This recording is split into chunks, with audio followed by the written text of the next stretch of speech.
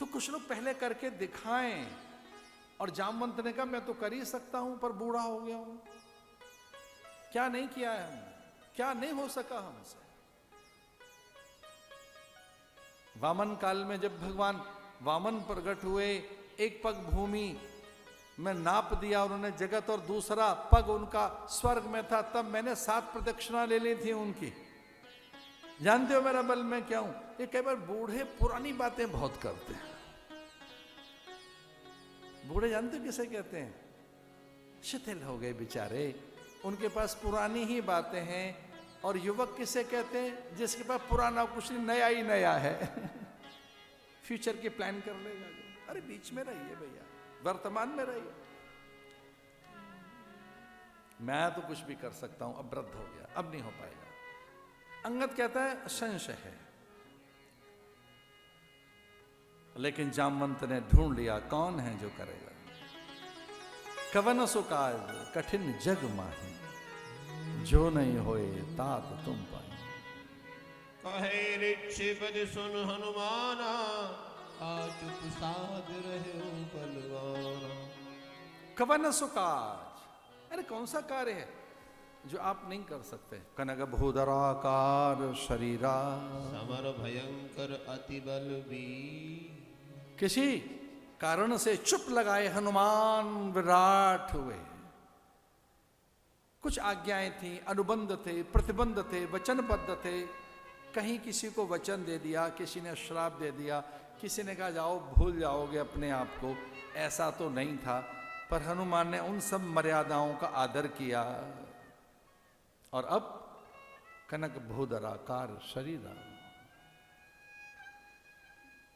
क्या विराट पुरुष प्रकट हुआ, एक अजय अतुल्य सामर्थ्य। सब हर्षित हो गए, सबको पता लग गया अब हनुमान कार्य कर लेंगे। लेकिन इससे भी पहले एक को पता था कि हनुमान ही जाएंगे। जानते हो वो कौन है? राम को पता था कि यही जाएगा। इसे राम ने चुपके से वो अंगूठी दे दी थी, जिसमें राम नाम अंकित था। ये कौन सी अंगूठी थी? जो केवट को देना चाहा था राम ने। ये जाननहारे मणि मुदरे मन मुदित उदार। एक ही तो रह गई थी अंगूठी सीता के हाथ में, बाकी तो सब उतरवा लिए थे आभूषण। सीता जी ने ऐसे एक अंगूठी उतारी, राम के हाथ में पकड़ा दी चुपचाप। केवट को ये दे दो। केवट ने मना किया, ना ना ना। अब राम को भी लगा कि त्याग चुकी है सीता इस वस्तु का, तो अब सीता को क्या लौटाना। और लौटा नहीं है तो समय पे लौटाएंगे। ये अंगूठी किसी ठीक ढंग से पहुंचाई जाएगी सीता के पास, एक उचित अवसर के प्रतीक्षा में राम। और धन्य है राम, वो अंगूठी संभाल के रखी राम ने। पूरी लीला में 12 साल लगातार उस मुद्रिका को सहेज के रखा। सीता का आभूषण है ना वो, सौभाग्य सूचक सीता का आभूषण।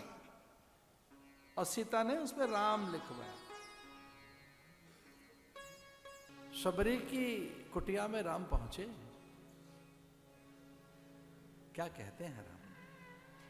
कच्चिते निर्जिता विघ्न, कच्चिते वर्धिते तपः, कच्चिते नियते कोप आराशे तपोधने, कश्चिते नियमा प्राप्तः, कश्चिते मनः सुखम, कच्चिते गुरु शुश्रूषा सफला चारु भाषिणी। अरे सिद्धा, अरे तापसी, अरे मंगला, अरे कल्याणी, तू जैसी मैंने साध्वी तो नहीं देखी। ये कैसे कैसे तप किए हैं आपने। मुझे ऐसा लगता है कि जो तप आपने किया है ये गुरु की आज्ञा से किया है। गुरु शुश्रूषा सफला चारु भाषिणी, ये जो कुछ वैभव दिखाई दे रहा है ये गुरु की कृपा दिख रही है। ऐसा तप नहीं देखा, तुझ जैसी भक्ति नहीं देखी, तुझ जैसा अद्भुत मैंने कोई संयमी व्रती नियम सिद्ध पुरुष नहीं देखा। मैं तुझे देखकर ऐसा अनुभव कर रहा हूं कि तू साक्षात नियम की मूर्ति है, तपह मूर्ति है, ज्ञान मूर्ति है, विचार मूर्ति है। मुझे ऐसा लगता है कि जिस तरह से आपने जप तप नियम व्रत अनुष्ठान किए, जिस प्रकार के आपके उपवास रहे हैं, मैं उनकी प्रशंसा करता रहूं और उन्हें प्रणाम करूं। आपको देखकर मुझे भक्ति दिखाई दे रही है। आप भक्तिमती हैं, साक्षात भक्ति स्वरूपा हैं। अरे शबरी, आप भक्ति हैं। भगवान भक्ति की व्याख्या करने लगे। वैसे तो भक्ति की व्याख्या नारद ने की है, नारद भक्ति सूत्र में, शांडिल्य ने की है। नारद ही भक्ति के प्रथम आचार्य, लेकिन अब तो भगवान ही भक्ति की व्याख्या करने लगे। प्रथम भक्ति संतन कर संगा, दूसरी रति मम कथा प्रसंगा।